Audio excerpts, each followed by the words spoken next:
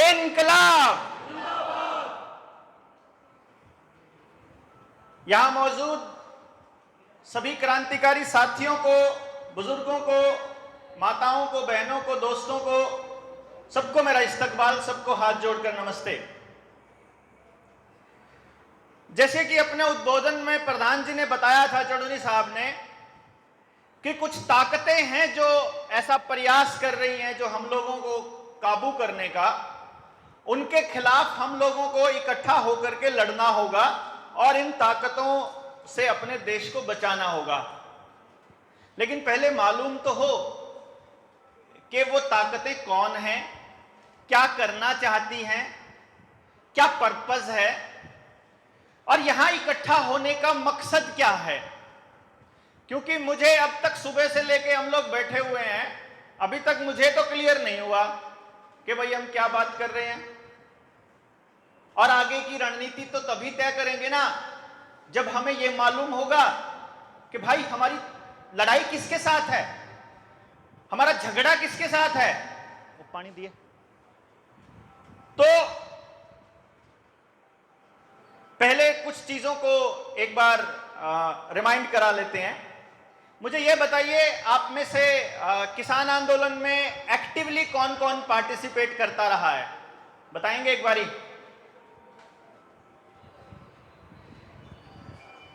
कोई किसान आंदोलन में एक बार भी नहीं गया, वो अपना हाथ खड़ा करेंगे। ऐसे लोग हैं 5-7। लेकिन कमाल की बात देखिए कि ज्यादातर लोग किसान आंदोलन में शामिल रहे और उन शामिल लोगों में 45 पार के लोगों की संख्या ज्यादा है, जिसकी उम्र 45 साल है। क्या कारण रहा होगा? क्योंकि वो आंदोलन हमें इतनी बड़ी सीख देकर गया है जिसकी कोई मिसाल नहीं हो सकती। सदियों में कहीं ऐसा कोई आंदोलन होता है और हो सकता है कि आगे कभी हम अपनी जिंदगी में ऐसा आंदोलन देख ही ना पाएं। और यह भी हो सकता है कि उस आंदोलन की बिसात पर, उस आंदोलन से लिए हुए सबक लेकर के हम लोग उससे भी बड़ी क्रांति खड़ी कर दें, ऐसा भी संभव है। आज यहां बैठने की हिम्मत, आज यहां खड़े होने की, सरकारों को कोसने की, सरकारों के षड्यंत्रों का पर्दाफाश करने की हिम्मत और समझ किसान आंदोलन ने दी है। मुझे तो कम से कम किसान आंदोलन ने दी है। हम एक बिजनेसमैन हुआ करते थे, अपना कोचिंग सेंटर चलाते थे, बढ़िया काउंसलिंग सेंटर था चंडीगढ़ में। और हालांकि 2016 से हम लोग एक ऐसे एजुकेशन सिस्टम पर काम करने वाले थे जिसमें 100% एम्प्लॉयमेंट पॉसिबल है। गांव की शिक्षा को खेती के साथ इंटीग्रेट करके एक ऐसा सिस्टम तैयार किया जा सकता है कि एक भी बच्चा बेरोजगार ना रहे, इस पर हम लोग काम कर रहे थे। उसका कारण था कि मैं इंडिया का पहला आदमी हूं जिसने इस चीज के ऊपर काम किया है कि अब हम 3 साल की उम्र से लेकर किसी भी बच्चे को यह बता सकते हैं कि इस बच्चे के पास ये टैलेंट है, कुदरत ने इसको ये गुण दिया है, तो आप अगर इसे किसी जगह पे काम लगाओगे तो यहां काम आ सकता है। तो इसी पे काम करते करते अचानक से हमें पता चलता है कि लॉकडाउन लग गया। लॉकडाउन के बाद 22 मार्च को लॉकडाउन लगा और सितंबर में 2020 में ऑर्डिनेंस के जरिए खेती के 3 कानून पास हुए। कानून पास होते ही किसान संगठन पंजाब के अंदर धरने पर बैठ गए, रेल रोको आंदोलन चालू किया। मैं जाकर के उनके बीच बैठ गया, खेती के कानूनों पे बात होने लगी। मुझे किसी ने, मैंने पूछा जी कानून दे दो, मुझे कानून पढ़ने हैं, तो कानून नहीं थे वहां किसी के पास। नेता लोग समझाते थे कि इससे मंडियां खत्म हो जाएंगी, इससे ये हो जाएगा। मैं बठिंडा से घर आया, घर आकर के मैंने तीनों कानूनों की PDF डाउनलोड करी, उनको पढ़ा और पढ़ते ही माथा ठनक गया। इतना बड़ा खेल, मतलब चाहे एसेंशियल कमोडिटी का एक्ट हो, चाहे कॉन्ट्रैक्ट वाला हो, चाहे फिर उसकी मार्केटिंग वाला हो, APMC वाला, पूरी प्लान्ड स्ट्रेटजी से किसान के जरिए सारे तबकों को बर्बाद करने का खेल एकदम क्रिस्टल क्लियर हो गया, तीनों कानूनों को एकदम सामने दीवार पर लगाते ही। क्योंकि मैं जब काम करता हूं तो मैं उसमें से जो काम की चीज होती है बोर्ड पे चिपका देता हूं, फिर काम की चीज होती है वो चिपका देता हूं, फिर मैं दूर खड़ा होकर के देखता हूं कि इधर से ये चीज जाएगी, ऐसे जाएगी तो ये होगा। अगर एसेंशियल कमोडिटी एक्ट अगर इस तरह से लागू हो जाता है और अगर अनाज को इस तरह सरकार को काबू करने का हक मिल जाता है तो जो कोटे से अनाज लेते हैं वो भी बर्बाद होंगे। और यहाँ पे तो प्रचारित किया जा रहा है तो ये तो एक जात वालों का है, ये तो सरदारों का है, ये तो जाटों का है, ये तो एक एरिया का आंदोलन है। तो घर छोड़ करके निकल गए थे और यकीन मानिए उसी दौरान हमें न्यू वर्ल्ड ऑर्डर की डिटेल में जाने का मौका मिला। गए, समझ में आया कि ये तीनों खेती के कानून इस न्यू वर्ल्ड ऑर्डर का ही हिस्सा है, समझ में आ गया था। लेकिन दिमाग में ना एक डाउट रहा कि यार ऐसे कैसे हो गया, ये कैसे हुआ, ये कैसे हुआ। और फिर सोमराज भाई आए मुंबई से और कपिल से मिलवाया मुझे। किसान आंदोलन में ही मिले थे हम लोग सिंगू बॉर्डर पे, वहां चडूनी जी के कैंप के पास ही हम लोग रुके थे, वहीं बैठे थे। और फिर कपिल ने वो जो डॉट्स मेरे बीच में फिलअप जो रह गए थे वो भर दिए और फिर क्रिस्टल क्लियर हो गया। और उस दिन से लेके आज तक यकीन मानिए घर नहीं गए हैं हम लोग। मालूम है क्यों? क्योंकि अगर इस स्थिति की भयानकता का अंदाजा आपको हो जाएगा ना तो नींद नहीं आएगी। अभी तो केवल आपको इतना सा लग रहा है कि ये कोई टीके के विरोध में या फिर किसी बीमारी के विरोध में काम कर रहे हैं। बीमारी, खेती के कानून, इतनी सी प्रॉब्लम है, इतनी सी। असली प्रॉब्लम कुछ और है। मदारी कैसे नचाता है बंदर को? हमारे बुजुर्ग बता देंगे बंदर को कैसे नचाएगा। बंदर को नचाने के लिए सबसे पहले बंदर को भूखा रखना जरूरी होता है। किसी भी जानवर को ट्रेनिंग देनी होती है ना तो उसको भूखा रखा जाता है। भूखा रखने के बाद फिर बंदर को डंडी के इशारे से काम करना सिखाता है मदारी। अगर मदारी के इशारे को समझ करके वो बंदर वैसे काम कर दे तो एक टुकड़ा मिलता है, और फिर अगला कदम उठाए तो टुकड़ा मिलता है अगला, और फिर अगला टुकड़ा, और ऐसे करके बंदर को काम करना आ जाता है। फिर सड़क के ऊपर ना बंदर मदारी को काटता है ना फिर कुछ कहता है, जो मदारी कहता है वैसे उठना बैठना वो सारा काम करता है। देखा होगा आपने। ये क्या कहते हैं, कॉल्स को अब क्या कहता है कि पूरी दुनिया के अंदर एक बड़ी त्रासदी चाहिए, पूरी दुनिया एक न्यू वर्ल्ड ऑर्डर को एक्सेप्ट करने के लिए तैयार हो जाएगी। नरेंद्र मोदी 3 बार कह चुका है संसद में भी और लाल किले की प्राचीर से कि इस दौर के बाद आने वाला पूरी दुनिया के अंदर एक न्यू वर्ल्ड ऑर्डर आ रहा है। देश का प्रधानमंत्री बार बार किसी शब्द का इस्तेमाल करता है और दुनिया के किसी भी देश के किसी भी आदमी, किसी भी संगठन में इतनी हिम्मत नहीं कि वो मंच पर जाकर वे पूछ ले कि ये न्यू वर्ल्ड ऑर्डर क्या है। किसी ने भी नहीं पूछा। वाहियात बात थोड़ी करेगा प्रधानमंत्री। लेकिन न्यू वर्ल्ड ऑर्डर के को समझने के लिए इन्होंने बड़ा प्रोपेगेंडा रच दिया। यूनाइटेड नेशंस का एक एजेंडा था, एजेंडा 21, जिसका नाम अभी रख दिया इन्होंने एजेंडा 2030, जिसके अंदर 17 पॉइंट हैं, जिसमें वो कहते हैं कि 17 बिंदु कवर करेंगे और पूरी दुनिया के अंदर अमन और शांति बहाल हो जाएगी। ये ऐसा बता रहे हैं आपको, ये आपको बता रहे हैं कि धरती गर्म हो रही है, ग्लोबल वार्मिंग हो रही है। यहां तक कि इन्होंने यह भी कहा है गाय की डकार से मिथेन गैस निकलती है जो ग्लोबल वार्मिंग का कारण बनती है। ये कह रहे हैं तुम्हारे पास डंगर ज्यादा हैं इसलिए मिथेन गैस निकल रही है, तो इसलिए इनका संख्या कम करनी पड़ेगी। आपकी डंगरों के भी आधार कार्ड बन चुके हैं, अगर आपको पता नहीं हो तो। किस लिए बने हैं? आसाम के अंदर 60,000 सुअरों को मारा सरकार ने, हमें पता नहीं है, यह कहकर कि ये बीमारी फैलाने वाले हैं। चाइना के अंदर लाखों पालतू पशुओं को मार दिया, पक्षियों को, यह कहकर कि ये बीमारी फैलाने वाले हैं। अगर आपने गौर किया हो, चडूनी साहब ने जरूर पढ़े होंगे कानून, मुझे उम्मीद है। तीनों खेती के कानूनों में एक लाइन थी एसेंशियल कमोडिटी एक्ट में। मैं आपको इसलिए याद दिला रहा हूं कि हम घर घर जाकर के, गांव-गांव जाकर के समझाया करते थे खेती के कानूनों को, क्योंकि हमें पता था कि नौजवान नहीं आ रहा है वहां पर बॉर्डरों पे हमारे बुजुर्ग बैठे थे पूरा मोर्चा संभाले हुए, लेकिन नौजवान को वहां जाके कुछ काम नहीं मिलता था तो वो गांव में ही थे। हम लोग उनको समझाया करते थे कि बच्चों आने वाले वक्त में तुमको खड़ा होना पड़ेगा अपने देश को बचाने के लिए। लेकिन उनको तो मोबाइल में अश्लील वीडियो गेम दे के उनको तो जाम करके रखा हुआ था उनका तो दिमाग। तो पता नहीं था कि भाई आने वाले दौर में उनको कितनी मतलब क्या क्या करना पड़ सकता है। फिर भी हमने समझाया, एक लाइन थी उसके अंदर कि अगर देश में एक्स्ट्रा ऑर्डिनरी कंडीशंस आ जाए, भूखमरी, युद्ध, अकाल या कोई और स्थिति आ जाए, बाढ़ आ जाए, तो वैल्यू चेन पार्टनर्स के अनाज को आप कुछ नहीं कर सकते। वैल्यू चेन पार्टनर्स मतलब एक्सपोर्टर्स है या जिसने पैक करके रखा हुआ है, जैसे ये अडानी के, अंबानी के साइलोज में या फिर बड़े बड़े स्टोरों के अंदर अगर रखा हुआ है, तो उसको आप छेड़ नहीं सकते। केवल खुला अनाज देश के काम आएगा।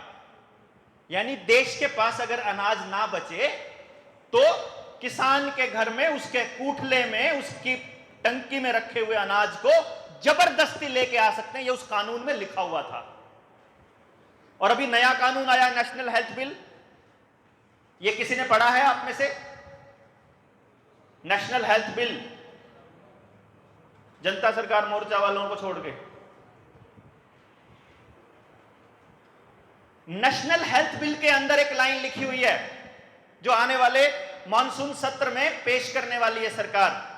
उसके अंदर भी डिटो लाइन लिखी है, अगर सरकार को यह शक हो जाता है, उसमें किसी एपिडेमिक के केस में कि ये बीमारियां पूरी लिस्ट की गई है, स्वाइन फ्लू, आपका कोई सिंपल, इवन यहां तक कि काला बुखार, येलो फीवर, डेंगू हो जाए, पेचिस हो जाए या आपको रेबीज हो जाए, इस तरह की किसी भी बीमारी में जो दूसरे को फैल सकती है, अगर सरकार को यह शक हो जाए कि आपके घर में रखा हुआ कोई सामान वायरस कैरी कर रहा है, तो वो उस सामान को डिसइंफेक्ट और डिसइंसेक्ट कर सकती है।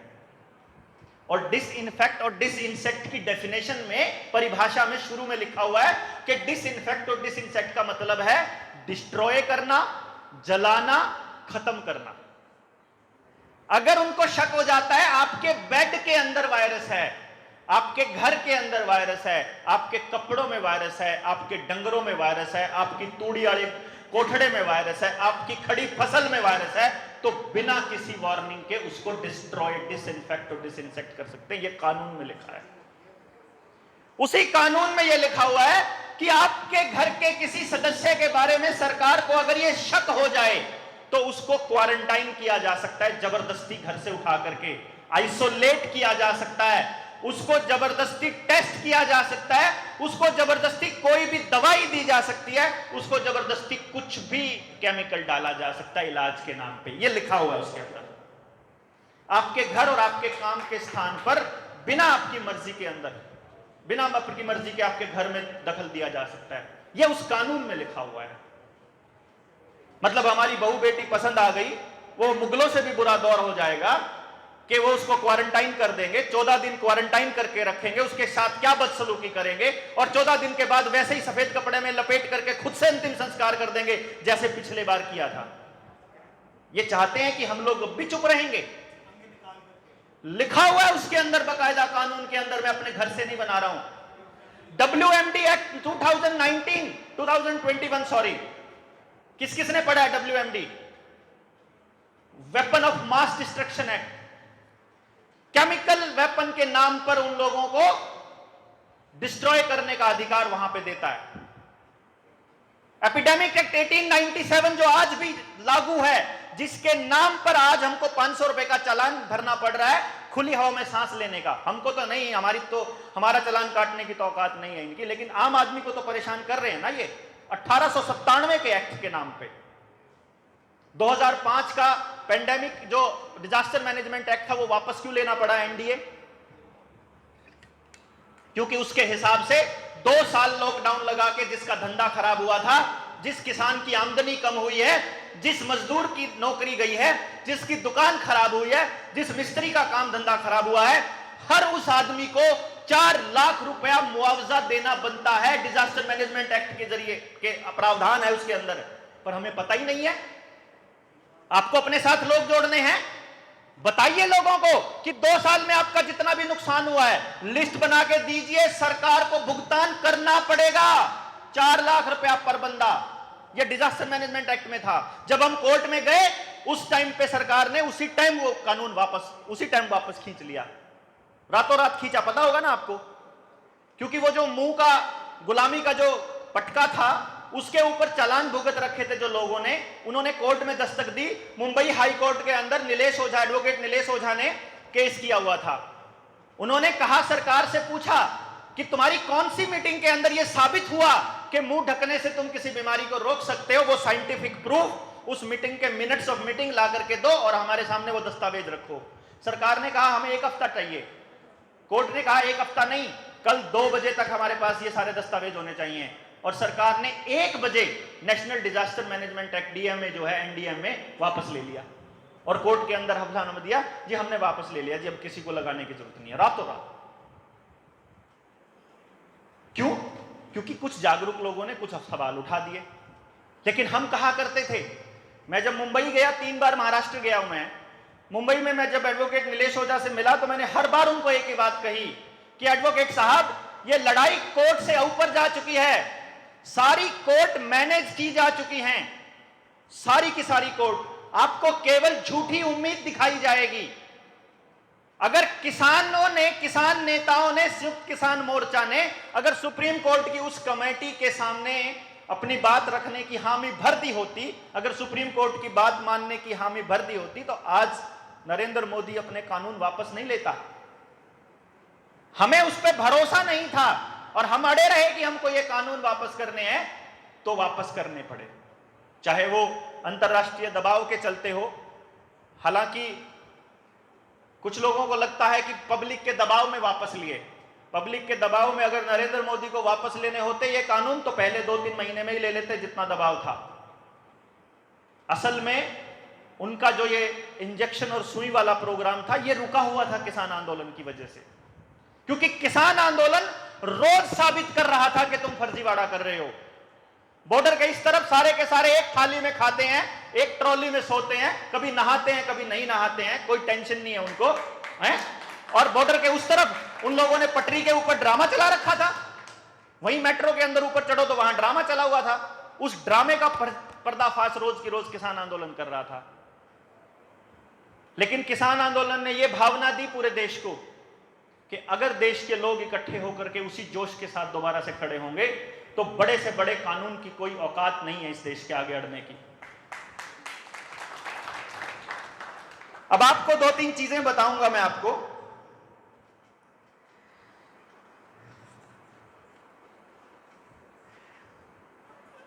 डॉक्टर तरुण कोठारी जी ने आपको एक बात बताई थी कि तंजानिया के राष्ट्रपति ने यह मानने से मना कर दिया कि हम तुम्हारे इस ड्रामे को मना करते हैं और हमें पता है ये सिंपल फ्लू है और ये ड्रामा तुम्हारा हमारे देश में नहीं चलेगा। अगली बात पूरा करना वो भूल गए। तंजानिया के राष्ट्रपति इस बयान देने के बाद उन्होंने ये बात क्यों बोली मालूम है? क्योंकि वो उस देश की 85% पॉपुलेशन का प्रतिनिधित्व कर रहे थे। उनको 85% लोगों ने वोट करके चुना था, लोगों के नेता थे वो। उनको चुना, उन्होंने पब्लिक की बात करी और अगले ही दिन उनको क्वारंटाइन कर दिया गया। अगले ही दिन, फरवरी 2020 की बात बता रहा हूं मैं आपको ये। और मार्च में, ठीक 17-18 दिनों के बाद मार्च में उनकी बॉडी पकड़ा दी गई कि पहले बीच बीच में उनका वाइटल खतरनाक लेवल पे हैं, अभी उनकी स्थिति गंभीर है, ऐसी खबरें देते रहे और उसके बाद उनकी बॉडी पकड़ा दी 1 महीने बाद। वही जो चुड़नी साहब ने बताया था कि लाल बहादुर शास्त्री जी जब देश को ये कहने थे कि हम किसी के भरोसे नहीं रहना है, वो भी नहीं बचे। राजीव दीक्षित भाई नहीं बचे हैं। बाकी वर्ल्ड हेल्थ ऑर्गेनाइजेशन के बारे में आपको बता ही दिया है डॉक्टर कोठारी ने कि ये पूरा खेल क्या था। मैं आपको कुछ चीजें कंबाइन करके बताऊंगा। पूरा मटेरियल है करीब करीब 5-6 घंटे का कम से कम। मेरे पास इतना टाइम नहीं, आपके पास भी नहीं, सब्र भी नहीं है, तो आप लोग कनेक्ट हो जाएंगे और मैं एक एक पॉइंट पे जब बोलूंगा, निडर इंडिया पे जो चैनल है उसके ऊपर आप लोग वीडियोस देख सकते हैं। मेरे को व्हाट्सएप कर देना, मैं आपको लिंक भेज दूंगा।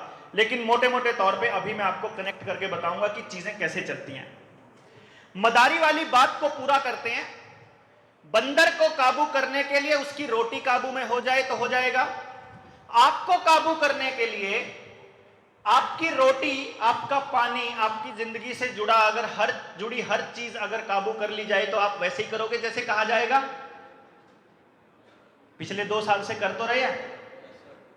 आप पहला सर्टिफिकेट दिखाओगे तो स्कूल में जाओगे, तो आपकी हाजिरी लगने देंगे, तो आप सेक्रेटेरिएट में जा पाओगे। आपको पेपर देने की इजाजत नहीं दी जाएगी। और ये चीज कोई केवल आपके साथ नहीं हो रही है। यहां एक छोटा बच्चा आया हुआ है, कहां है वो? एक बच्चा है 10-12 साल का। क्या नाम है बेटा आपका? अनंत नाम है इस बच्चे का। वीडियो गेम खेलते हो? नहीं खेलते हो? तेरे पापा तो कह रहे हैं हाँ खेलता है। झूठ नहीं बोलते, पर कोई बात नहीं, खेलते हो तो मैं बताता हूं। सिर्फ मुझे यह बताना, मैं झूठ तो नहीं बोल रहा हूं, सच्ची बोल रहा हूं ना। खड़े रहो खड़े रहो खड़े रहो। एक बात बताओ, आपके पास जो वीडियो गेम आती है उनके अंदर बंदूकें आती हैं? बंदूकें आती है ना?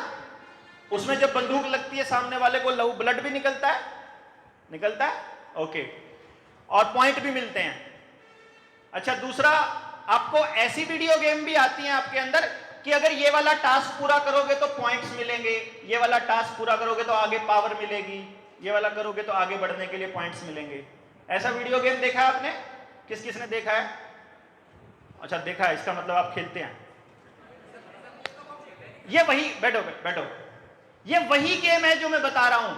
छोटे बच्चे को प्रोग्राम किया जा रहा है कि आप ये वाला काम करोगे तो आगे बढ़ सकते हो, और बड़ों को किया जा रहा है कि तुम पहला सर्टिफिकेट दिखाओगे तो आगे बढ़ सकते हो। छोटी से लेके बड़ी जनरेशन तक छोटे बच्चे रोज की रोज अपने मोबाइल पर बंदूक से 50-100 लोगों का कत्ल करते हैं। आपको बेशक वो वीडियो गेम लगती हो, लेकिन वहां बकायदा खून दिखता है उनको पड़ा हुआ। आपके बच्चे घर पे बैठे बैठे हत्यारे बन रहे हैं, और जो बड़े बच्चे हैं उनके लिए उन्होंने जात पात का और धर्म का पूरा प्रोपेगेंडा चालू कर रखा है, उनको वहां हत्यारा बनाया जा रहा है।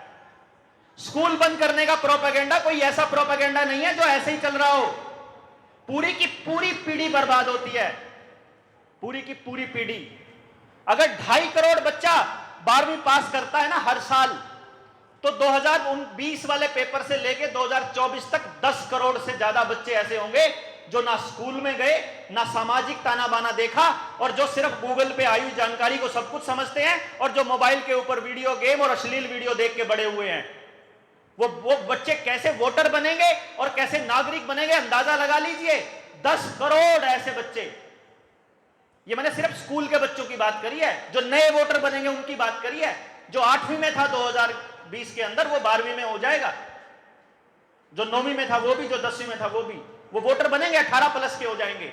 और जो कॉलेज में थे और जो यूनिवर्सिटी में थे और जो नौकरियों की तैयारी कर रहे थे, वो संख्या मिलाकर के अगर आप देखोगे तो कम से कम 30 करोड़ लोग ऐसे होंगे, 30 करोड़ बच्चे जो पूरी तरह से आतंकी बनने के लिए तैयार होंगे। हमारे सामने पूरा का पूरा देश इन्होंने ऐसा बनाने का पूरा षड्यंत्र किया। और अगर हम लोग बोलने लगेंगे तो हमको रगड़ना जरूरी है। हमको रगड़ने के लिए हमारे को हैंड टू माउथ बनाना जरूरी है। इसीलिए एक एक तबके के लिए प्लानिंग की गई कि छोटे दुकानदार को कैसे बर्बाद किया जाए। जियो मार्ट आएगा, ऑनलाइन ट्रेडिंग होगी, अंबानी के 12,000 करोड़ रुपया माफ हो जाएगा, जिसकी वजह से वो आपको हार्पिक हो या साबुन हो या तेल हो, वो आपको 10-10, 20-20 रुपए कम दे सकता है। लेकिन आपका पड़ोस का दुकानदार नहीं दे पाएगा आपको कम, क्योंकि उसको थोड़े माफ करे किसी ने 12,000 करोड़, उसके कौन सा फ्री के पैसे आ रहे हैं। तो आपका आम आदमी भी, एक नौजवान बच्चा भी हर चीज को ऑनलाइन खरीदना शुरू कर देगा, तो आपके आसपास के दुकानदार बर्बाद होने स्टार्ट हो जाएंगे। उसके बाद भारत 6 की गाड़ियां लेकर के आनी है उनको, जो केवल एजेंसी के अंदर ठीक होती हैं। इलेक्ट्रिक व्हीकल्स बेचने हैं जो केवल उसके अंदर ठीक होते हैं एजेंसी के ऊपर। तो जो आज का मिस्त्री है वो जिंदा ना बचे, इसीलिए 10 साल 15 साल पुरानी गाड़ियों को कबाड़ बना देंगे। वो ये साबित करना चाह रहे हैं कि हमारी गाड़ी का टायर, सीट, बेल्ट और बाकी चीजें भी प्रदूषण फैलाती हैं। मतलब हम बेवकूफ हैं, मती मारी गई है हमारी कि हमको पता नहीं है कि ये गाड़ियां 50-50 साल तक कोई प्रदूषण नहीं फैलाती हैं। तुमको प्रदूषण की इतनी चिंता है तो तुम हर जगह से हर जगह तक कितने आदमियों को जाना आना पड़ता है। हमारे को टॉप क्लास बसेस दे दो, कौन अपने घर से गाड़ी उठा के चलना चाहता है अगर हमें पता हो कि सही टाइम पे बस मिलेगी और वहां पहुंच जाएगी। लेकिन नहीं, पहले आपको गाड़ियां बेचेंगे, उसके ऊपर आपको भारी टैक्स देना पड़ेगा, फिर आपको उसके ऊपर पेट्रोल डीजल के ऊपर 300% टैक्स देना पड़ेगा, और फिर आपको टोल भी देना पड़ेगा। अभी टोल के लिए नया प्लान आ रहा है। अभी तो गाड़ियों में प्लान आपके पैसे तब कटते हैं जब आप टोल क्रॉस करते हो। नया प्लान आ रहा है कि आपकी गाड़ियों में जीपीएस सिस्टम लगवाना आपकी मजबूरी होगी, और आप हाईवे पर चढ़ेंगे, कितने किलोमीटर हाईवे पर रहे इसके बेसिस पर आपके खाते से पैसे शाम को कट जाएंगे।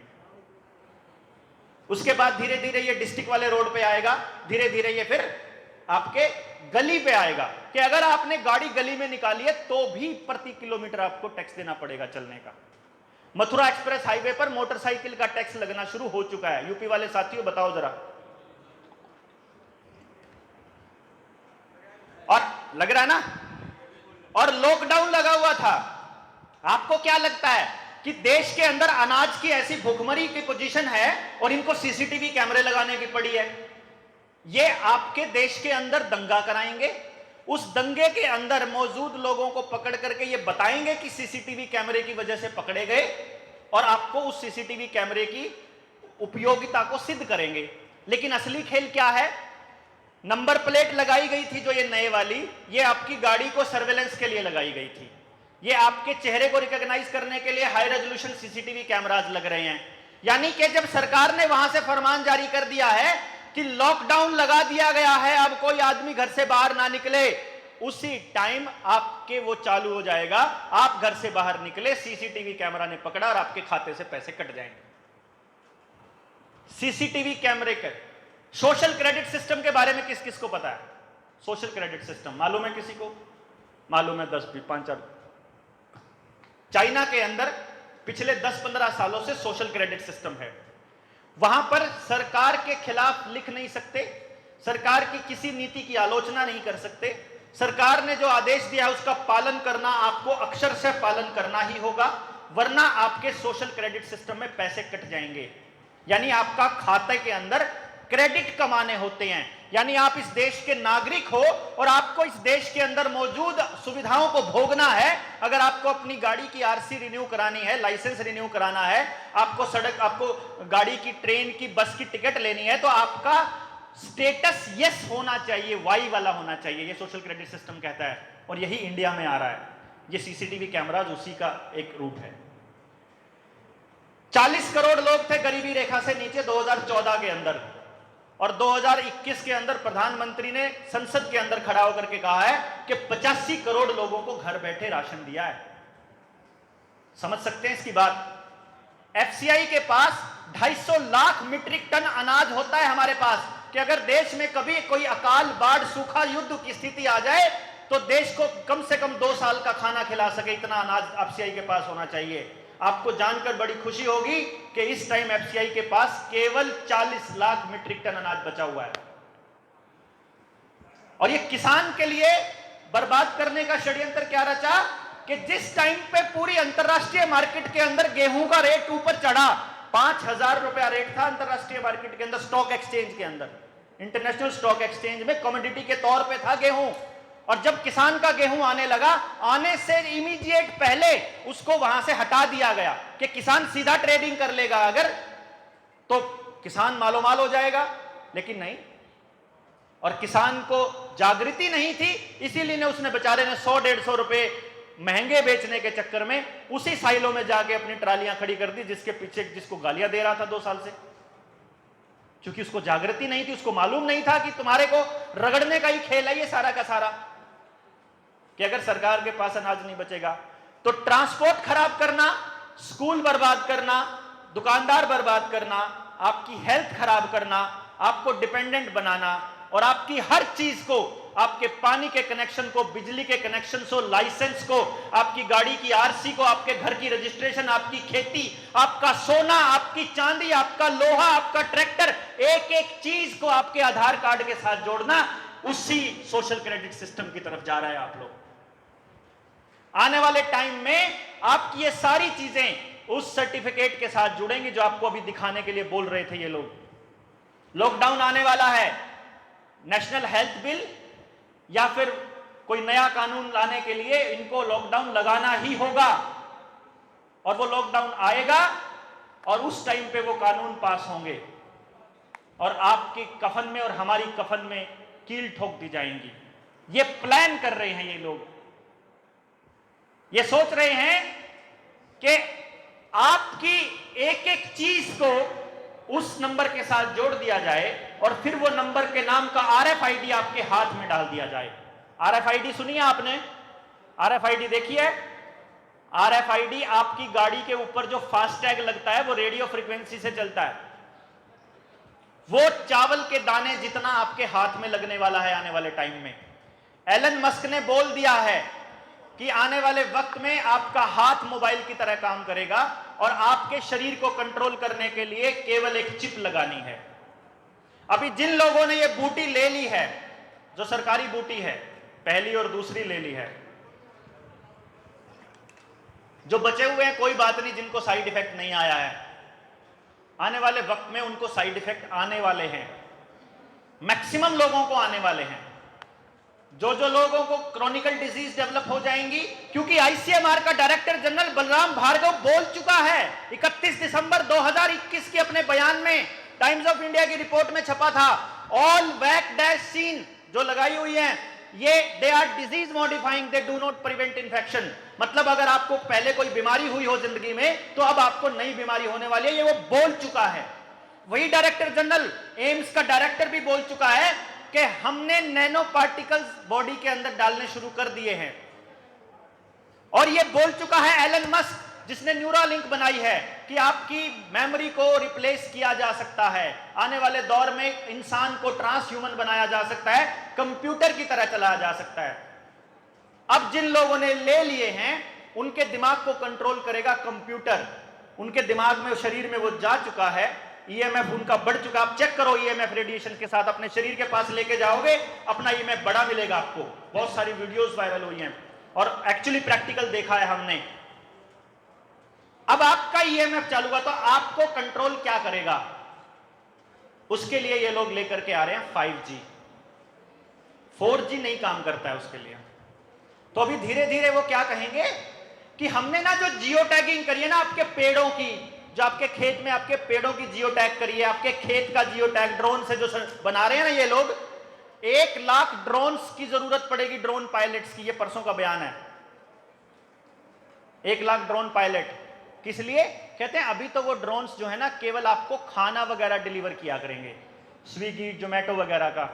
और वो क्योंकि वो ड्रोन केवल 5G से चल सकते हैं तो वो आपको बताएंगे ये तो 5G से चलते हैं तो इसलिए चलेंगे। जिन जिन को साइड इफेक्ट आ जाएंगे इस बूटी के, उनके शरीर पैरालाइज अगर हो जाते हैं, अगर आपको देखोगे, आप अपने आसपास देखो, जवान बच्चों को हार्ट अटैक आ रहे हैं, हार्ट अटैक नहीं आ रहे, कार्डियक अरेस्ट आ रहे हैं कि लगा गया चित। फिर क्या कह रहे हैं? गलत नहाने से हार्ट अटैक हो रहे हैं। ये क्या मतलब? कवरिंग फायर क्या है? गलत नहाने से हो रहा है, डीजे की आवाज से हो रहा है, गर्मी से हो रहा है, सर्दी से हो रहा है। ये नहीं बताएंगे कि तुमने जो पिलाया उससे हो रहा है। फिर ये क्या कहते हैं कि आपको पैरालिसिस हो गया फॉर एग्जांपल, तो न्यूरालिंक के बारे में किस किस को मालूम है? एलन मस्क बहुत बड़ा खिलाड़ी है इस पूरे वर्ल्ड इकोनॉमिक फोरम का। न्यूरालिंक कहता है कि हमने वो चिप बना ली है जो आपके न्यूरॉन्स को कंट्रोल कर सकती है। यानी अगर वो बुद्धि में यहां लग जाएगी तो आपके पूरे ब्रेन को कंट्रोल कर सकती है। तो आपके हाथ पैरों को कंट्रोल क्या करता है? दिमाग कंट्रोल करता है ना। तो आप उसी टाइम चिप लगने के बाद आधे घंटे में चलने लग जाओगे। तो फिर सारा का सारा गांव जाकर फिर लाइन में खड़ा हो जाएगा कि चिप लुआओगे, चिप लुआओगे। क्योंकि वो आपको बताएंगे कि हम एक ऐसी चिप लगा रहे हैं जो आपको 2 घंटे पहले बता देगी कि हार्ट अटैक होने वाला है। क्योंकि अभी जो हार्ट अटैक हो रहे हैं वो कैसे हो रहे हैं कि पता भी नहीं लगता। अब वो आपको अगर ये कह दे सरकार की ऐसी चिप लगा देंगे कि हार्ट अटैक होने से 2-3 घंटे पहले उसमें बीप बीप की आवाज आने लग जाएगी, तो वैसे ही लाइन में लगवाओगे कि नहीं लगवाओगे? ये ऐसे खेल खेलते हैं।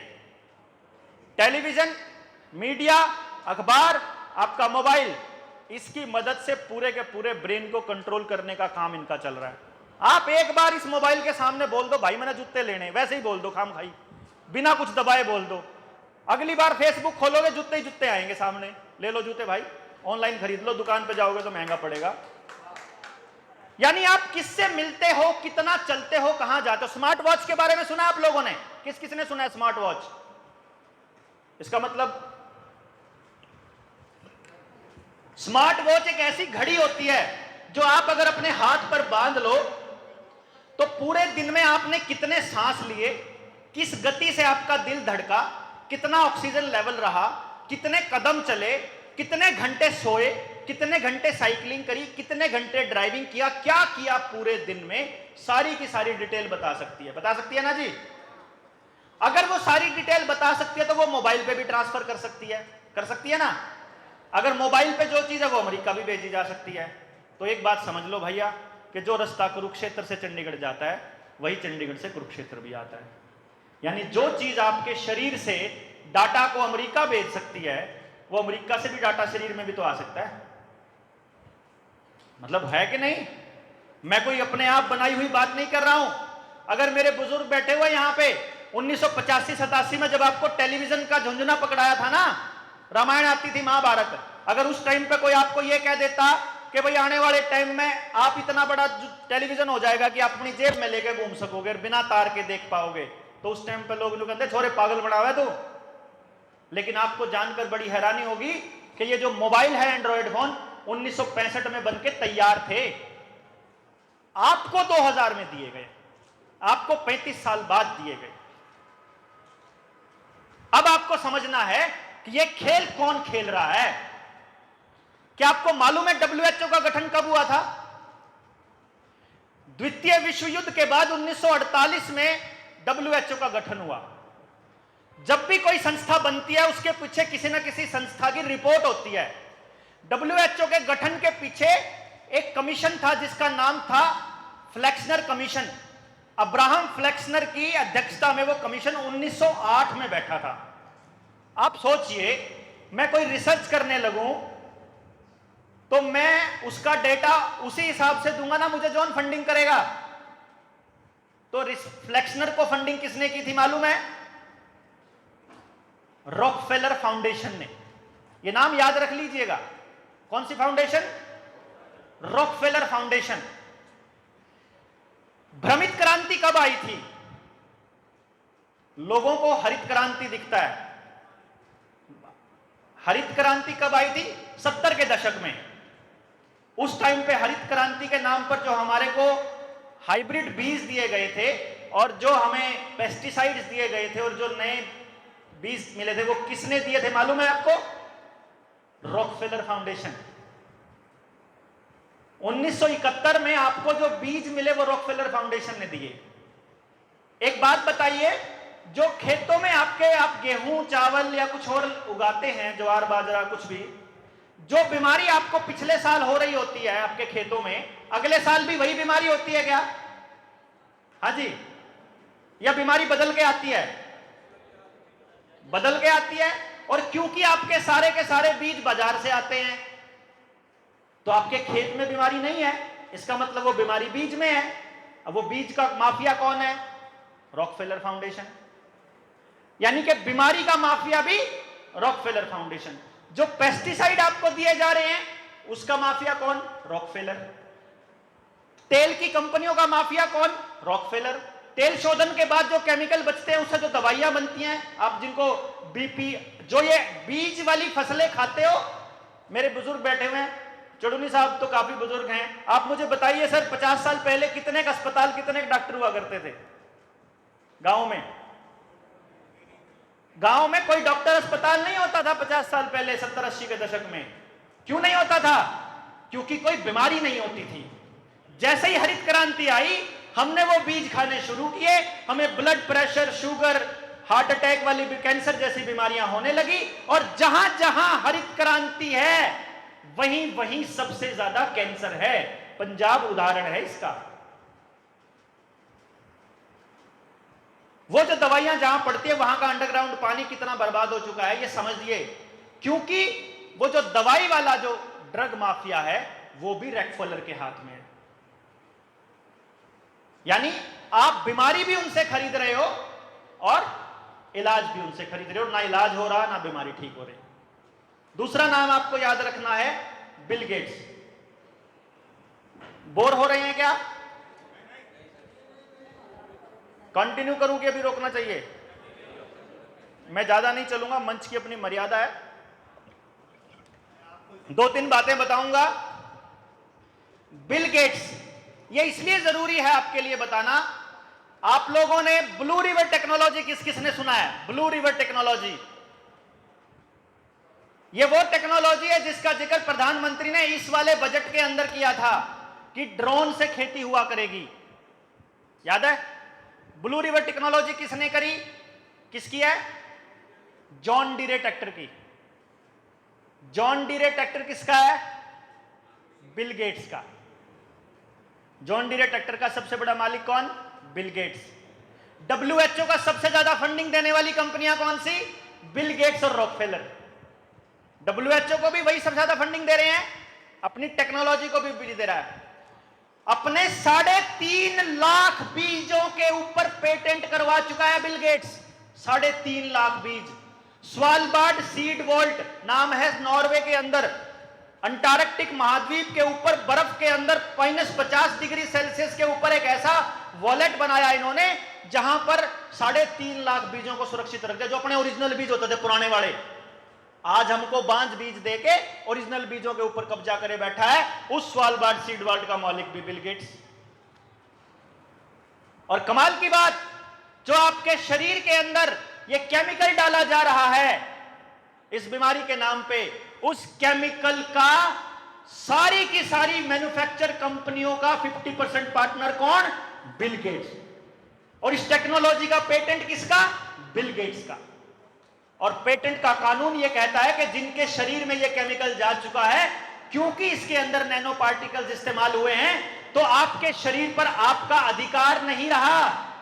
यानी जिन्होंने ये बूटी ले ली है वो अब बिल गेट्स की मलकियत बन चुके हैं। उनकी मलकियत बिल गेट्स की है, मालिक वो है, अब सरकार नहीं है। और ये जो प्राइवेटाइजेशन चल रहा है, ये पूरा का पूरा खेल सिर्फ एक चीज के लिए है कि आपको किसी भी तरह से संसाधन मुक्त करना है। आपकी जेब से पैसा निकालना है, आपकी खेती, इनको जमीन चाहिए, आपका सोना चाहिए, आपकी चांदी चाहिए, आपका लोहा चाहिए। आप देख लीजिए पिछले 8 सालों से जिसकी जितनी भी पूंजी रही हो वो पूंजी कम ही हुई है, अगर आप सरकार के पिट्ठू नहीं हैं तो। इसका मतलब धीरे धीरे आपको खाली किया जा रहा है। और इनका अनुमान यह है कि अगले 1 साल में हम भारत को पूरी तरह कंगाल कर देंगे और उसके बाद भारत के लोगों के पास कोई रास्ता नहीं बचेगा सरेंडर करने के अलावा। फिर देश के अंदर वही भूखमरी होगी। अगर भूखमरी के लिए ज्यादा बकवास करने लगे, अगर ये लोग महंगाई पर कूदने लगे, तो इनको आतंकी बना दिया जाएगा। ये चाहे करनाल के अंदर 4 सिखों का पकड़ा जाना के खालिस्तान का मूवमेंट को बढ़ावा देना हो, चाहे फिर ये मतलब कभी किसी कौम को उठा देते हैं, कभी किसी धर्म का मुद्दा उठा देते हैं। इसके नाम पर पूरी मीडिया को ठेका मिल चुका है जहर परोसने का, और इस जहर के अंदर रगड़े जाएंगे हमारे और आपके बच्चे। अब आपको यह सोचना होगा कि क्या आप इस आने वाले रीसेट के लिए तैयार हैं? क्योंकि बहुत से लोगों ने यह कहा कि यार आप ये करिए, आप वो करिए, आप ऐसा आंदोलन कीजिए, आप ऐसा आंदोलन कीजिए। भाई आंदोलन तो हम पता नहीं कैसे कैसे कर देंगे, पर जिनके लिए आंदोलन कर रहे हैं उनको पता तो हो कि उनके लिए क्यों कर रहे हैं हम लोग। कल को किसी को जगाने के लिए जाओगे तो उनको पता तो हो कि ये क्यों कर रहे हैं। हमें तो पूरी बात भी नहीं पता है। इतना बड़ा षड्यंत्र है कि कैसे बता देते फोनों पर, मोबाइलों में, और इन पे कैसे बताएं। हमारे आदमियों को सेल्फ स्टडी करने की इतनी आदत नहीं है, अब खुद से पढ़ने की आदत नहीं है, तो कोई कितना बता पाएगा। कभी कोई चीज मिस हो जाएगी, कभी कोई चीज मिस हो जाएगी। ये लड़ाई अगर सच्ची में जीतनी है, ये लड़ाई अगर सच में लड़नी है, तो ये लड़ाई जीती जाएगी अपने घर से, ये लड़ाई जीती जाएगी अपने गांव से, अपने खेत से। अगर गांव का आदमी इतना जागरूक हो जाए कि वो टेलीविजन, मीडिया, अखबार का बहिष्कार करने के लिए तैयार हो जाए, अगर गांव का आदमी इतना जागरूक हो जाए कि वो हर पैकेट वाली चीज को गांव से बाहर फेंक सके, अगर गांव का आदमी इतना जागरूक हो जाए कि ये जो मतलब जैसे हम लोग जाते हैं, हमने एक चीज का बदलाव कर दिया कि अब पूरे स्टेट के अंदर हमारी टीम में से कोई भी आदमी मिलता है तो हमारे को अब वो कोई भी नमकीन, बिस्किट, चाय और पैकेट वाला खाना, पैकेट वाला कोई पानी नहीं देता है। हम अपना घर का लेंगे, घड़े का लेंगे, खारा है तो खारा लेंगे, बोतल का नहीं पिएंगे हम, क्योंकि वो उन्हीं को ताकत दे रहा है। तो ये लड़ाई जीती जाएगी आपके खेत से, कि हमको मिलकर के गांव को इस लेवल पे जागृत करना पड़ेगा कि वो अपनी रसोई, अपने खेत, अपने समाज, अपनी जबान, अपने शरीर को ये जहर मुक्त कर सके, ये केमिकल मुक्त कर सके, और एक ऐसा इंटीग्रेटेड सिस्टम तैयार करे, ऐसी शिक्षा जो उसके शरीर को भी बचाने पे काम करे, ऐसी शिक्षा जो उसके खेत के अंदर भी। मैं आपको, मेरे बाद में सुनील आ रहा है, सुनील जैविक खेती पे काम कर रहा है लंबे अरसे से। लोग कहते हैं कि हमने ये खाद, डीएपी वगैरह अगर छोड़ दिया तो पैदावार नहीं होती। स्लोगन है सुनील का, और पिछले 12 साल में 100% साबित करके दिया इसने। पहली बार पूरी पैदावार बिना किसी केमिकल के 100% उससे ज्यादा पैदावार देता है, बिना किसी डीएपी, बिना किसी खाद के। तो अगर हम अपने किसान को इतना जागृत कर दें कि उसे सरकार की जरूरत ही ना पड़े, लेकिन ये लोग कोशिश कर रहे हैं आपका बिजली का मीटर प्रीपेड कर दें, आपका खाना प्रीपेड हो जाए, आपका पानी भी पानी की टंकी से आए, आपके जोहड़ हो, आपके कुएं हो, आपके तालाब हो, ये बर्बाद करना, आपकी शामलात की भूमि को बेचना, आपके जोहड़ों को बर्बाद करना, आपके घरों में टॉयलेट खुदवाना, ये उसी षड्यंत्र का हिस्सा है कि समाज को तोड़ा कैसे जाए। अब देखना यह होगा कि हम लोग इस लड़ाई के लिए कितने तैयार हैं, क्योंकि मैंने भूमिका आपके सामने रखी है। मैं लाया था, कुछ आपको बताऊंगा, यकीन मानिए मैंने इसमें से एक शब्द भी नहीं बोला अब तक। तो इसमें से तो मैं बहुत कुछ बोलता, लेकिन अगर हम कल भी इसको कंटिन्यू करते हैं तो जो जागरूक साथी कल भी जानना चाहते हैं, हम कल भी रुक जाएंगे। हमें कोई दिक्कत, कोई जल्दबाजी नहीं है। जो जानना चाहते हैं, जबरदस्ती हम किसी को पिला नहीं सकते हैं, लेकिन मैं समझता हूं सबको बोलने का मौका मिलना चाहिए।